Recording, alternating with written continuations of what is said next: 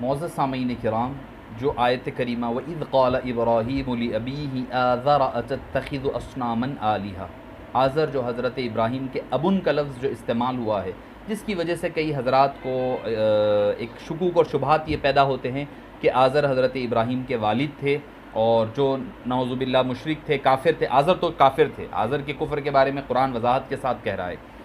تو آذر کو بعض حضرات، بعض مفسرین کرام نے بھی ذکر فرمایا، دونوں اقوال ہے، اختلاف ضرور ہے، مگر ان کے والد نہ ہونے کے بارے، ان کے حقیقی والد نہ ہونے کے بارے میں اہل سنت والجماعت کے نزدیک بھی اپنے دلائل ہیں۔ تفسیر قادری میرے ساتھ ہیں، جس میں تفسیر کشف القلوب بھی جس کو کہا جاتا ہے، کہ حضرت سید شیخ الاسلام سید عمر حسینی المعروف خلیق علیہ الرحمۃ والرضوان کی مرتب کردہ، تو اس آیت کریمہ کی ہم تفسیر کے حوالے سے دیکھتے ہیں کہ کئی علماء کرام نے، محققین نے اس کے کئی دلائل پیش فرمائے ہیں۔ پہلی دلیل فرمائی کہ حضرت ابراہیم علیہ السلام نے جب اپنے والدین کے لیے دعائے مغفرت فرمائی تو اللہ عز و جل نے اسے قبول فرمایا، بلکہ رد نہ فرمایا۔ اس کی پہلی دلیل فرمایا ربنا اغفر لی ولوالدی وللمؤمنین یوم یقوم الحساب۔ اس آیت کے حصے میں والدن کا لفظ والدیہ، ماں اور باپ دونوں کے لیے استعمال فرمایا، ابویہ نہیں فرمایا۔ ابویہ فرماتے تو ہم سمجھ سکتے تھے کہ یہاں پر وہاں پر دونوں ایک ہی بات ہے، جبکہ ابن کا لفظ عام ہے، والد کا لفظ خاص ہے۔ ابن کا لفظ آبا و اجداد کے لیے بھی استعمال ہوتا ہے، والد کے لیے بھی استعمال ہوتا ہے، چچا کے لیے بھی، والد کے لیے۔ وَلَا تَنْكِحُوا مَا نَكَحَ آبَاؤُكُم مِّنَ النِّسَاءِ، قرآن کریم کہتا ہے وَلَا تَنْكِحُوا مَا نَكَحَ آبَاؤُكُم مِّنَ النِّسَاءِ، تمہارے آبا نے جن سے نکاح کیا ہے تم ان سے نکاح مت کرو۔ تو مطلب یہ ہوا اگر ابن کا لفظ صرف والد کے لیے استعمال ہوتا تو وہاں پر مطلب یہ ہوگا کہ تم اپنی سگی ماں سے نکاح مت کرو، دادی سے، پردادی سے، اوپر کی دادی سے نکاح جائز ہو جائے گا۔ جبکہ مفسرین کا سب کا یہی ماننا ہے آباؤکم سے مراد یہاں پر آبا و اجداد ہے، یعنی تمہاری دادی، پردادی، اوپر کے سارے لوگ ہیں۔ تو ابن کا لفظ عام ہے، والدن کا لفظ خاص ہے۔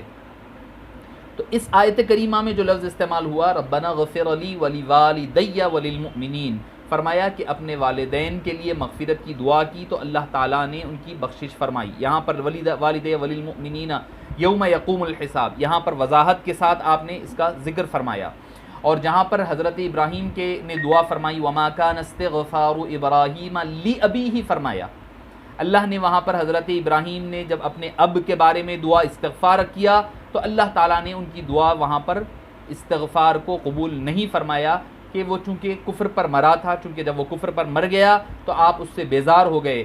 یہاں پر لفظ ابن آیا ہے بمانے چچا کے، بمانے چچا کے، اس کے لیے بھی استعمال ہوا ہے قرآن کریم میں، آگے آئے گا آپ کو کہ حضرت سیدنا یعقوب علیہ السلام اپنی وفات کے وقت اپنے بچوں کو جمع فرمایا۔ اذ قال یعقوب علیہ السلام نے جمع فرمایا اور فرمایا ووصى بها ابراہیم بنیہ ویعقوب، آپ نے اپنے بچوں کو وصیت فرمائی کہ پوچھا کہ قال تم میرے بعد مرنے کے بعد کس کی عبادت کرو گے، کس کی بندگی کرو گے، کس کی عبادت کرو گے؟ تو انہوں نے کیا کہا؟ حضرت یعقوب علیہ السلام کی اولاد نے کیا فرمایا؟ وہ کہنے لگے نعبد آباءک الہک و نعبد الہ آبائک ابراہیم، نعبد الہک و الہ آبائک ابراہیم و اسماعیل و اسحاق الہ واحدا۔ کیا فرمایا؟ ہم عبادت کریں گے آپ کے پروردگار کی، نعبد الہک آپ کے پروردگار کی، و الہ آبائک اور آپ کے آبا کے پروردگار کی۔ وہ کون ہے؟ آبا میں ابراہیم، ابراہیم علیہ السلام جد ہے، دادا ہے، اس کے باوجود ابن کا لفظ ان کے لیے استعمال ہو رہا ہے۔ وہ اسماعیل اور حضرت اسماعیل کے لیے، حضرت اسماعیل کون ہے؟ حضرت یعقوب کے چچا ہیں، مگر ان کے لیے لفظ ابن استعمال ہو رہا ہے۔ و اسماعیل و اسحاق اور حضرت اسحاق کے والد کے لیے، تو آبا کا لفظ 3 لوگوں کے لیے استعمال ہوا، دادا والد کے لیے، حضرت یعقوب کے والد کے لیے ابن کا لفظ استعمال ہوا، آپ کے چچا یعنی حضرت اسماعیل کے لیے ابن کا لفظ استعمال ہوا، اس کے ساتھ ہی ساتھ حضرت ابراہیم جو آپ کے دادا تھے ان کے لیے بھی ابن کا لفظ استعمال فرمایا گیا۔ تو معزز سامعین کرام، جب بھی قرآن کریم نے ابن کا لفظ استعمال فرمایا وہاں پر عام لفظ ہونے کے اعتبار سے اس میں وسعت پائی جاتی ہے، مگر جب والد کا لفظ استعمال ہوتا ہے تو اس میں خصوصیت کے ساتھ فرمایا جاتا ہے. اسی لیے قرآن کہتا ہے وَقَضَىٰ رَبُّكَ أَلَّا تَعْبُدُوا إِلَّا إِيَّاهُ وَبِالْوَالِدَيْنِ إِحْسَانًا، والدین کے ساتھ حسن سلوک کا حکم دیا گیا. اسی طرح فرمایا وَالْوَالِدَاتُ يُرْضِعْنَ أَوْلَادَهُنَّ حَوْلَيْنِ كَامِلَيْنِ وَبِرًّا بِوَالِدَتِي. کئی چیزوں میں آپ دیکھتے جائیں، امام سیوطی علیہ الرحمہ کو اٹھا لیں، امام راغب کو اٹھا لیں، ان تمام لوگوں کا کہنا یہی ہے. امام ابن کثیر کا بھی یہی قول ہے کہ کیا کہ وہ حضرت ابراہیم علیہ السلام کے والد کا نام تاروخ یا تاروح تھا اور آپ کے چچا کا نام آزر تھا. تو پہلی دلیل تو قرآن کریم سے ہو گئی. اب دوسری دلیل لیں کہ آزر کی موت حضرت ابراہیم علیہ السلام کی عراق سے فلسطین کی طرف ہجرت سے پہلے ہوئی، جس کے بارے میں صحیح ابن منذر نے سند صحیح کے ساتھ نقل کیا. حضرت سلیمان رضی اللہ عنہ سے روایت ہے کہ جب نمرود کی آگ حضرت خلیل پر گلزار بن گئی تو آزر بولا کہ یہ میری برکت سے ہوا ہے، میری وجہ سے یہ گلزار ہوئی. یہ کہنا ہی تھا کہ ایک آگ کا شعلہ نکلا اور نکل کر کے اس پر گرا اور وہ وہیں راکھ کا ڈھیر ہو گیا. اس کی روایت روح المعانی، تفسیر روح المعانی میں اس کو مل جائے گا. تو حضرت ابراہیم علیہ السلام کا جو آزر تھا، جو چچا تھا، اس کی تو وہ فوت ہو گیا جب آپ عراق ہی میں تھے. آپ کی ہجرت سے پہلے اس کی وفات ہو چکی تھی، وہ جل کر خاکستر ہو چکا تھا. اس کے بعد آپ فلسطین کی طرف رخ فرمائیں، ہجرت فرمائیں، وہاں جا کر حضرت ہاجرہ سے نکاح ہوا. اس کے بعد حضرت اسماعیل علیہ السلام کی ولادت ہوئی. اب حضرت اسماعیل علیہ السلام کو حضرت ہاجرہ کو لے کر آپ مکے کی وادیوں کی طرف تشریف لا رہے ہیں، مکے کی وادی کی طرف تشریف لائے. لانے کے بعد حضرت ابراہیم نے سورہ ابراہیم اٹھا کر کے پڑھے آپ، دوسرا آخری رکوع جو ہے وَإِذْ قَالَ إِبْرَاهِيمُ رَبِّ اجْعَلْ هَذَا الْبَلَدَ آمِنًا وَاجْنُبْنِي وَبَنِيَّ أَن نَّعْبُدَ الْأَصْنَامَ رَبِّ. وہاں کر کے اپنے بچوں کو چھوڑا، اپنے بیٹے کو اور حضرت ہاجرہ کو چھوڑ کر وہاں پر چند دعائیں فرمائی. ربنا انی اسکنت من ذریتی بواد غیر ذی زرع عند بیتک المحرم ربنا انک تعلم ما نخفی وما نعلن. یہ ساری الحمدللہ الذی وہب لی علی الکبر اسماعیل و اسحاق ان ربی لسمیع الدعاء. اس کے بعد دعا کیا فرما رہے ہیں؟ رب اجعلنی مقیم الصلاۃ ومن ذریتی ربنا وتقبل دعاء. اے باری تعالیٰ میری اولاد کو نماز کا پابند بنا دے، ان کی ذریت کو بھی، اور میری دعا کو قبول فرما. اس کے بعد کی دعا ہے ربنا اغفر لی ولوالدی وللمؤمنین یوم یقوم الحساب. تو یہ دعا آپ کی آزر کی موت کے بعد ہو رہی ہے، تو لہٰذا یہ دعا آزر کے لیے نہیں فرمائی بلکہ آپ نے تاروح یا تاروخ اپنے والدین کے لیے فرمائی. تو معزز سامعین کرام، آزر تو پہلے ہی مر چکا تھا، بعد میں آپ نے والدین کے لیے والد کے لفظ کے ساتھ دعا فرمائی. تو اللہ تعالیٰ نے وہاں پر حضرت ابراہیم علیہ السلام کو منع بھی نہیں فرمایا. کوئی نہیں بتا سکتا کہ قرآن کریم میں جہاں پر لفظ ابن آیا ہے وہاں پر مغفرت کے لیے منع فرمایا گیا، دعائے مغفرت کے لیے. لفظ جہاں والد آیا ہے وہاں پر آپ کو منع نہیں فرمایا گیا. اور اس کے علاوہ تیسری جو دلیل ہے وہ یہ ہے کہ لقد جاءکم رسول من انفسکم. بعض قرات میں یہ انفس کے لفظ سے آیا ہے. جو قراء کرام ہے، جو قرات کی جو اختلاف کو جانتے ہیں، یعنی یہ رسول اکرم صلی اللہ علیہ وسلم نفیس ترین جماعت میں پیدا ہوئے.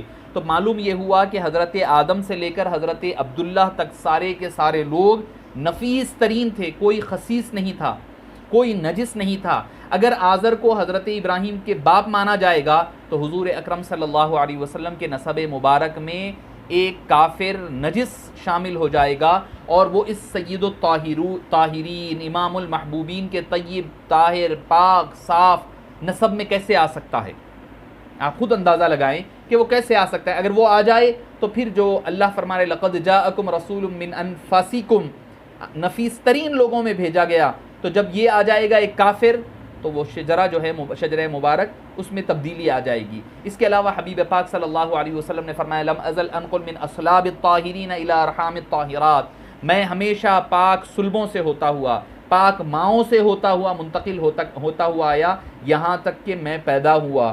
تو حضرت معلوم ہوا کہ حضرت اعظم سے حضرت عبداللہ تک سارے دادا، سارے پردادا، سارے دادیاں، سارے نانے، سارے نانیاں سب کے سب پاک ہیں، جو شرک اور کفر سے پاک ہیں. کیونکہ مشرک تو نجس ہوں گے، تو جب نجس ہوں گے تو پھر یہ پاک ارواحوں میں کیسے شامل ہوں گے؟ پانچویں دلیل یہ ہے کہ اللہ تعالیٰ فرماتا ہے وَتَقَلُّبَكَ فِي السَّاجِدِينَ، اس آیت کی ایک معنی یہ بھی ہے کہ حضور اکرم صلی اللہ علیہ وسلم کا نور مبارک عابدین میں ساجدین میں منتقل ہوتا ہوا ہم دیکھ رہے ہیں، جس سے معلوم ہوا کہ حبیب پاک کے سارے دادا دادیاں سارے اسلاف مومنین ساجدین اور پاک اور صاف لوگ تھے. انہوں نے نہ کبھی کسی بت کو سجدہ کیا، نہ کسی مشرک والا کام کبھی نہیں کیا. چھٹی دلیل آپ یہ بھی دیکھیں کہ حضرت سیدنا ابراہیم علیہ السلام کی یہ گفتگو بڑی سخت ہو رہی ہے. وَإِذْ قَالَ إِبْرَاهِيمُ لِأَبِيهِ آزَرَ تَتَّخِذُ أَصْنَامًا آلِهَةً إِنِّي أَرَاكَ وَقَوْمَكَ فِي ضَلَالٍ مُبِينٍ. اگر آزر حقیقی باپ ہوتا، اگر آزر حقیقی باپ ہوتے حضرت ابراہیم کے، تو دیکھیں آپ اگر ماں باپ کافر ہی کیوں نہ ہو، ان کے ساتھ نرمی کے ساتھ نرم گفتگو تبلیغ بھی کرو. ادعو الی سبیل ربک بالحکمۃ والموعظہ کہا قرآن نے. حضور اکرم صلی اللہ علیہ قرآن کہتا ہے فلا تقل لہما اف ولا تنہرہما وقل لہما قولا کریما.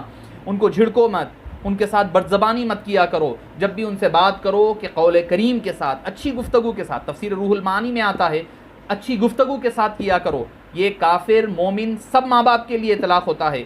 اس کی تائید سورہ لقمان میں ملتی ہے. حبیب اللہ تعالیٰ فرماتا ہے فلا تطعہما وصاحبہما فی الدنیا معروفا. اگر وہ تمہیں کافر ان جاہداک علی ان تشرک بی، کہ اگر وہ چاہیں کہ تمہیں شرک کی طرف بلانے کی کوشش کریں، فلا تطعہما تو تم ان کی اطاعت مت کرو. وصاحبہما فی الدنیا معروفا، بلکہ ان کی جو دنیاوی معاملات ہے ان میں ان کے ساتھ اچھائی کے ساتھ پیش آیا کرو. تو معزز سامعین کرام، جب حکم قرآن کریم عام مومنین کو دے رہا ہے، عام مومنین کو یہ حکم ہے، تو انبیاء کا معاملہ کیا ہوگا؟ وہ اپنے والدین کے ساتھ اس ترش روئی کے ساتھ اس سختی کے ساتھ سخت لہجے میں اپنے والدین کے ساتھ کبھی بات نہیں کر سکتے. تو اس سے پتہ چلا. اور ایک بات حبیب پاک صلی اللہ علیہ وسلم نے حضرت عباس کے بارے میں فرمایا ردو الی ابی عباس. حضرت عباس رضی اللہ عنہ جو آپ کے چچا ہیں، فرمایا انہیں بلاؤ میرے پاس. تو ابی کا لفظ آپ نے اپنے چچا حضرت عباس کے لیے استعمال فرمایا. تو اس سے پتہ چلا کہ آپ صلی اللہ علیہ وسلم کا نسب مبارک شرک سے، کفر سے، زنا سے، شراب نوشی سے، ہر قسم سے اللہ تعالیٰ نے پاک اور صاف رکھا ہے. حضرت آدم سے لے کر حبیب پاک صلی اللہ علیہ وسلم تک کل 51 حضرات آتے ہیں آپ کے نسب مبارک میں، جن میں سے 30 حضرات کے بارے میں اختلاف ہے، باقی 21 کے بارے میں اتفاق ہے. ان میں 6 انبیاء کرام ہے. آپ صلی اللہ علیہ وسلم کے جو نسب مبارک ہے اس میں 6 انبیاء کرام کا ذکر مبارک ملتا ہے. تو معزز، اور وہ 6 انبیاء کرام کون ہیں؟ حضرت آدم علیہ السلام ہے، حضرت شیث علیہ السلام ہے، حضرت ادریس علیہ السلام ہے، حضرت نوح علیہ السلام ہے، حضرت ابراہیم علیہ السلام اور حضرت اسماعیل علیہ السلام ہے. تو معزز سامعین کرام، یہ پاک نسب مبارک جس کا ذکر کئی لوگوں نے خود تفسیر روح المعانی وغیرہ نے دونوں ذکر فرمائے، عدنان سے لے کر حبیب پاک تک، اور حضرت آدم علیہ السلام سے لے کر پھر حضرت ابراہیم علیہ السلام تک، یہ سارے لوگوں کے نسب مبارک کو ذکر فرمایا ہی. یہ پاک نسب ہے. پاک نسب اللہ تعالیٰ نے پاک نسبوں سے، سلبوں سے ہوتا ہوا حبیب پاک تک پہنچایا ہے. تو آپ صلی اللہ علیہ وسلم کے والدین ماجدین اور کریمین بھی اہل ایمان، اور حضرت ابراہیم علیہ السلام کے والدین بھی اہل ایمان، جن کا نام حضرت طارق پایا جاتا ہے. السلام علیکم ورحمۃ اللہ وبرکاتہ.